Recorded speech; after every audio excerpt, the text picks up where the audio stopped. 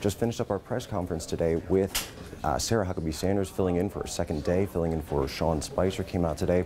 We first had a briefing from the Department of Homeland Security regarding cybersecurity efforts, new reforms, a new executive order being pushed by President Trump to reform cybersecurity in the wake of a lot of intrusion we've seen a few in the years past. The Chinese have hacked the OPM resources of the U.S. government, spilling employees of the intelligence community, exposing their information about their families. The SF-86 reports their background investigations to the Chinese. They're looking at new efforts to reform this system and to reform the entire government.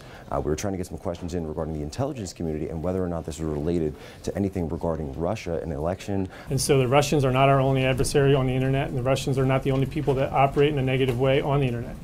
The Russians, the Chinese, the Iranians, other nation states are motivated to use cyber capacity and cyber tools to attack our people and our governments and their data. And that's something that we can no longer abide. We need to establish the rules of the road for proper behavior on the internet, but we also then need to deter those who don't want to abide by those rules. So to answer your first question is, no, it wasn't a Russian-motivated issue. It was a United States of America-motivated issue.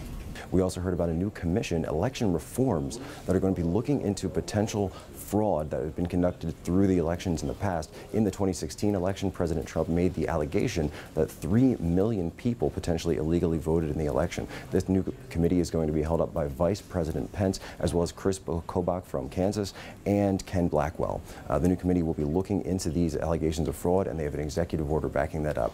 Towards the end, Sarah Huckabee Sanders took a lot of questions regarding the firing of recent FBI Director James Comey. When were these 3 conversations that the president had with James Comey about whether he was under investigation or not? He said one was at dinner, 2 phone calls. Was that since January 20th or when? That's my understanding, but I don't have exact dates on when those phone calls took place. Isn't it inappropriate for the President of the United States to ask the FBI Director directly if he is under investigation? No, I don't believe it is. So why were so many people giving answers that just weren't correct? Were you guys in the dark? Was the Vice President misled again? As happened I know you'd love to report that we were misled and we want to create... Hold on, Jonathan. Was the Vice President misled again, or did he mislead the American people? I believe I've answered that question. Thanks. Should reporters and the country essentially wait for a pronouncement from the President before believing that which is stated on his behalf by the White House communications staff?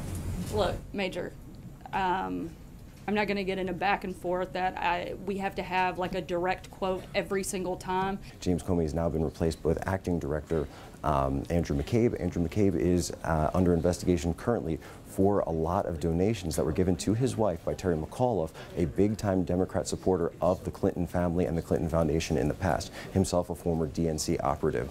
There were no questions today regarding the process or the new interviews that are being taken place for the replacement for FBI Director James Comey. A lot of people were looking as to see whether or not there's going to be a replacement named either at the end of this week when we hear President Trump may be making an appearance at the FBI building, the James Edgar Hoover headquarters right down the street, and actually just right across the street from Trump Hotel in D.C., where we know that he's definitely enjoyed a steak or two since his time here in Washington. That's the update for today. I'm Jack Posobiec, your Washington Bureau Chief and White House Correspondent, Rebel Media. If you like what you heard today and you want to hear more, make sure to click like and subscribe to the channel.